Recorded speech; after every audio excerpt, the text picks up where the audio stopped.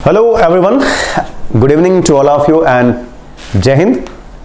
Welcome to Major Kalsi Classes Private Limited Prayagraj and welcome to our weekly current affairs session. Here we have to study about weekly current affairs for all UPSC one-day examinations as well as Air Force, Navy, MNS, all examinations which held for armed forces. So we have the first one is Sampann project. Sampann project is stand for System for Accounting and Management of Pension, and this Sampann project was launched by Mr. Modi on December 29, 2018 with the objective of timely settlement of pension cases, provision of e-pension payment orders, login for each pensioner, enable access to key information like payment history and online submission of grievances and timely SMS alerts. या फिर हम ये कह सकते हैं कि संपन्न project को नरेंद्र मोदी ने इस ऑब्जेक्टिव के साथ लॉन्च किया था कि जो भी पेंशन संबंधी समस्याएं होंगी उन समस्याओं का निदान, उन समस्याओं का निराकरण एक ही प्लेटफॉर्म पे, एक ही विंडो के थ्रू क्या किया जाएगा बच्चा, पूरा कर दिया जाएगा। ठीक, इस संपन्न प्रोजेक्ट का फुल फॉर्म अगर आप चेक करेंगे तो देखिए आपको यहां पे मिल जाएगा संपन्न stand for system for accounting and management of pensions. Clear? Now आगे देखते हैं भैया हम G20 सेमिनार। सबसे पहले तो हमारे पास क्वेश्चन आ जाएगा कि ये G20 है क्या, तो आपको ये पता होना चाहिए कि G20 जो है, आप जैसे ही बच्चा नीचे जाएंगे जिसको कहा जाता है ग्रुप ऑफ 20, जिसमें 19 देश और एक ऑर्गेनाइजेशन, बोले तो यूरोपियन यूनियन को मिला के ये ग्रुप क्या होता है बच्चा, क्रिएट होता है। The G20 group of 20 is an inter governmental forum comprising 90 country and the European union. G20 को अगर देखोगे बच्चा तो 1999 में ये क्या हुआ था, बना था, और 1999 से लेके लगातार आज भी ये एज इट इज बना हुआ है।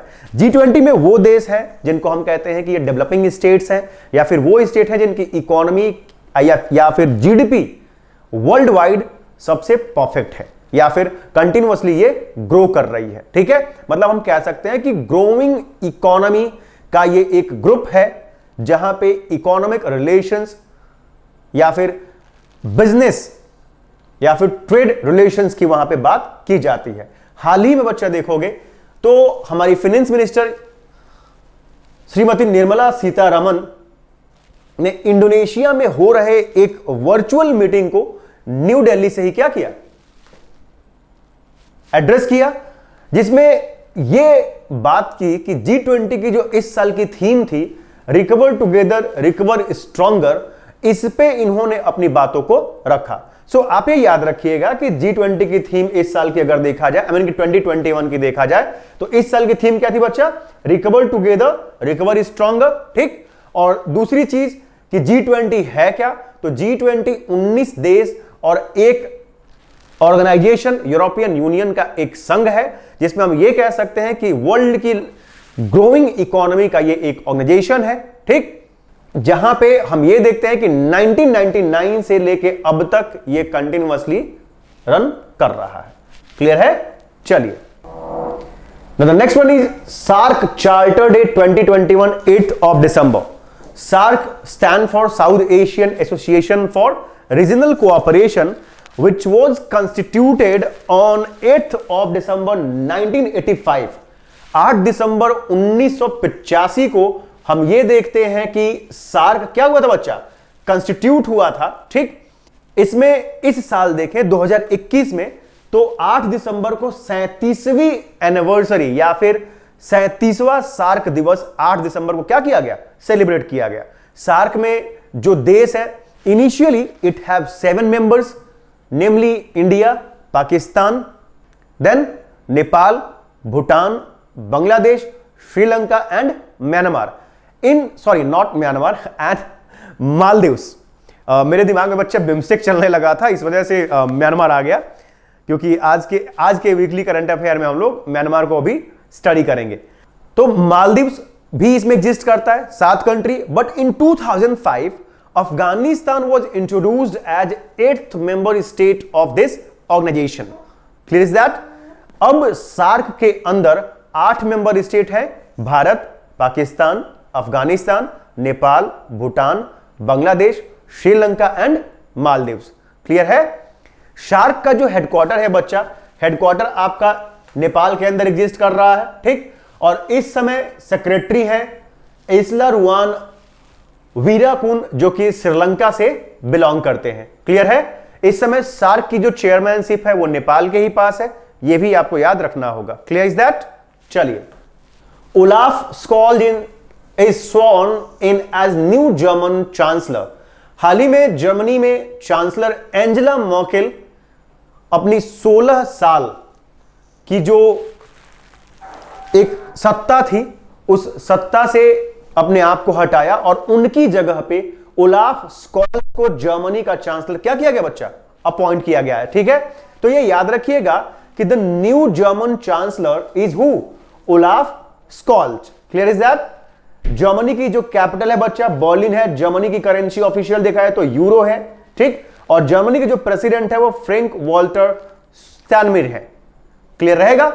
तो ये आप याद रखिएगा कि एंजेला मर्केल 16 साल जर्मनी को सर्व करने के बाद उनको हटाया गया है और उनकी जगह पे ओलाफ स्कॉल्स को जर्मनी का चांसलर बनाया गया है, ठीक। और ये कोई और नहीं, एंजेला मर्केल के लीडरशिप में एज अ फाइनेंस मिनिस्टर ये काम कर रहे थे। क्लियर रहेगा? चलिए, then Indian shuttler PV Sindhu won silver at BWF world tour final 2021। Badminton world federation world tour final में बच्चा इस बार देखा जाए तो पीवी सिंधु फिर से थी, ठीक। और वुमेन्स कैटेगरी में आन से योंग जो कि साउथ कोरिया की थी और पीवी सिंधु जो कि भारत की बिलोंग करती हैं, उन्होंने वहां पे सिल्वर मेडल जीता। या फिर ये कह सकते हैं कि बीडब्ल्यूएफ फाइनल वर्ल्ड टूर में आन से यंग गोल्ड मेडल पाई और पीवी सिंधु इस बार सिल्वर मेडल पाई। क्लियर रहेगा? फिर नीचे आप देखेंगे मेन सिंगल में विक्टर एक्सेल्सन डेनमार्क के गोल्ड मेडल पाए हैं और थाईलैंड के कुनलावुत विटिद शारन जो कि थाईलैंड से बिलोंग करते हैं, उन्होंने सिल्वर मेडल पाया है। मेंस डबल टाइटल में बच्चा देखोगे then Takuro Hoki and Yugo Kobayashi Japan के गोल्ड मेडल पाए हुए हैं and Marcus Fernaldi Gideon and Kevin Sanjaya Sukamuljo जो कि इंडोनेशिया से बिलोंग करते हैं, उन्होंने सिल्वर मेडल पाया है। क्लियर है? फिर वैसे ही आ जाइए वुमेन्स डबल में Kim So Yeong and Kong Hee Yong जो कि साउथ कोरिया से बिलोंग करते हैं, ये गोल्ड मेडल पाई हैं तथा नामी मात्सुयामा एंड चियारो सिड जो कि जापान की बिलोंग करती हैं, ये दोनों ने सिल्वर मेडल पाया है। क्लियर है बच्चा? चलिए, the next one is chief of defence staff. Very sad moment for all Indians that their first CDS got martyred in a chopper crash in Tamil Nadu। वो ऐसे व्यक्ति थे जो हमारे भारत को पूर्ण रूप से सुरक्षित देखना चाहते थे। हर एक व्यक्ति देखना चाहता है, परंतु वो उसी क्रम में काम कर रहे थे। सीडीएस देखा जाए तो यह कह सकते हैं कि तीनों सेनाओं के बीच में कोऑर्डिनेशन बनाए रखने के लिए चीफ ऑफ डिफेंस स्टाफ का पद क्रिएट किया गया था। And he was first CDS of India और 4 स्टार जनरल ऑफ इंडिया। उनके साथ साथ 12 अन्य लोगों को भी शहादत मिली उसी चॉपर क्रैश में। इसमें brigadier Lidder, the lieutenant colonel and her wife Mrs Madhulika Rawat and also some non-commissioned officer got martyred in that crash। इसमें देखा जाए बच्चा कि MI-17 V5 चॉपर था जो कि कन्नौर से वेलिंगटन जा रहा था और नीलगिरी के आसपास ही देखा जाए तो उसमें विस्फोट हुआ और जितने लोग थे विंग कमांडर साहब को छोड़ के, विंग कमांडर साहब आज भी अपनी जान के लिए लड़ रहे हैं, उनको छोड़ के लगभग हर एक व्यक्ति शहीद हो गया। सीडीएस के बारे में अगर देखा जाए तो सीडीएस का जो पोस्ट था बच्चा, जो कारगिल रिव्यू कमेटी 1999 में क्रिएट हुई थी, उसके द्वारा यह रिकमेंड किया गया था कि कि सीडीएस का पोस्ट होना चाहिए जो कि एक 4 स्टार जनरल होगा, ठीक। और वो 1999 का जो रिकमेंडेशन था उसको government of India I mean कि मोदी सरकार ने उसको क्या किया, इंप्लीमेंट किया और सीडीएस को अपॉइंट किया। क्लियर रहेगा। चलिए, India Russia annual summit. Recently 21st annual India Russia summit was held in India. अभी देखा जाए तो व्लादिमीर पुतिन साहब इंडिया के विजिट पे आए हुए थे और इसमें हमारे लिए सबसे इंपॉर्टेंट ये हो जाएगा बच्चा कि रशिया के साथ हम लोगों ने 2+2 मिनिस्ट्रियल डायलॉग्स भी क्या किए, इसी दौरान स्थापित किए। 2+2 डायलॉग अगर देखा जाए तो क्या है बच्चा, हमारे डिफेंस मिनिस्टर और फाइनेंस मिनिस्टर के साथ काउंटर या फिर ये कह सकते हैं कि जो उनके इक्विवेलेंट एग्जिस्ट कर रहा है, आई मीन कि रशिया के तरफ से भी डिफेंस मिनिस्टर उनके और उनके फाइनेंस मिनिस्टर, उन दोनों के बीच के ही डायलॉग्स को 2+2 डायलॉग्स कहा गया है।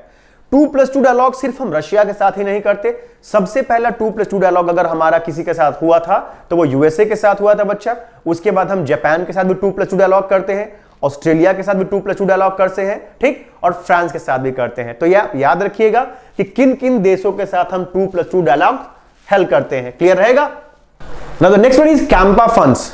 CAMPA fund stand for compensatory afforestation fund management and planning authority which was proposed by government of India in 2016 with the objective of afforestation funds। इसमें थोड़ा सा जानने लायक यह है कि जो कैंपा फंड था बच्चे, कैंपा फंड जो जंगलों को लगाने के लिए पैसा एलोकेट होता है उसको ध्यान में रखते हुए किया गया था और 2016 में इसको लॉन्च किया गया था, ठीक।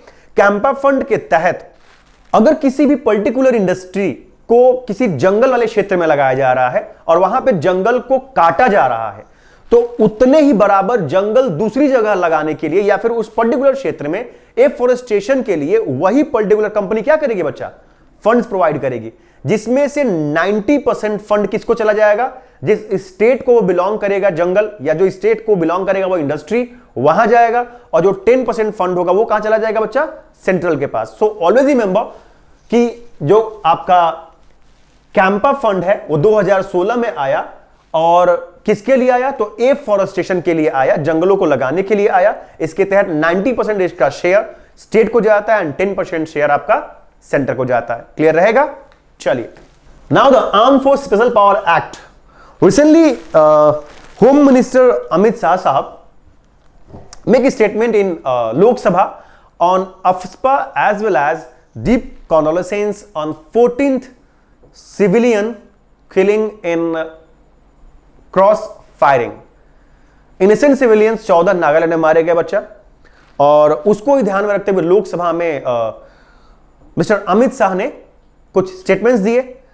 अब हमारे लिए सबसे ज्यादा इंपॉर्टेंट हो जाता है कि ये 14 जो सिविलियंस है वो अचानक कैसे मारे गए। तो सिंपल सी बात है, जैसा कि आपको पता होना चाहिए कि नॉर्थ ईस्ट स्टेट्स में armed force special power act लगा हुआ है, जिसके तहत सेक्शन 3, सेक्शन 4 एंड सेक्शन 6 कहीं ना कहीं आर्म्ड फोर्सेस को यह राइट देते हैं कि अगर नेशनल सिक्योरिटी को अगर कोई थ्रेट पहुंचा रहा है तो उन पे आप फायरिंग कर सकते हैं। बट आपको यह पहले जानना जरूरी होगा क्या रियली में उनसे थ्रेट हमें है या नहीं। Clear is that. जो 14 इनोसेंट पीपल मारे गए हैं उनको लेके कहीं ना कहीं गवर्नमेंट ऑफ इंडिया को रिग्रेट भी है और अपोलोजाइज भी करना चाहिए कि उन 14 लोगों की जो हत्या हुई, जो 14 लोगों को, निर्दोष लोगों को सेना के द्वारा जानबूझ के तो नहीं मारा गया होगा, क्योंकि जानबूझ के सेना कभी भी सिविलियंस को हर्ट नहीं करती है, ठीक है। बट फिर भी अब हम बात करते हैं अफस्पा की। तो अफस्पा जो था, arm force special power act, 1958 में गवर्नमेंट ऑफ इंडिया के द्वारा क्या किया गया था, इनैक्ट किया गया था। एंड अफस्पा को देखा जाए तो किसी भी डिस्टर्ब्ड एरिया में गवर्नमेंट ऑफ इंडिया को यह अप्रूवल देता है कि वहां पे आप अपनी आर्म फोर्सेस क्या कर सकते हैं, इंप्लीमेंट कर सकते हैं। क्लियर रहेगा। AFSPA initially implemented in north east region, then after Punjab, then after Jammu Kashmir. Punjab से हटा लिया गया और अफस्पा आज अगर देखा जाए तो नॉर्थ ईस्ट और अभी भी J&K में लाई करता है, ठीक है। चलिए आगे बढ़ते हैं हम लोग। Lewis Hamilton wins inaugural edition of Saudi Arabian Grand Prix. Lewis Hamilton जो कि ब्रिटेन के फार्मूला 1 ड्राइवर हैं, उन्होंने हाल ही में सऊदी अरब ग्रैंड प्रिक्स चैंपियनशिप क्या हुआ है बच्चा, जीता है उन्होंने। ठीक है, तो ये भी आप याद रखिएगा और जरूरी भी है याद करना।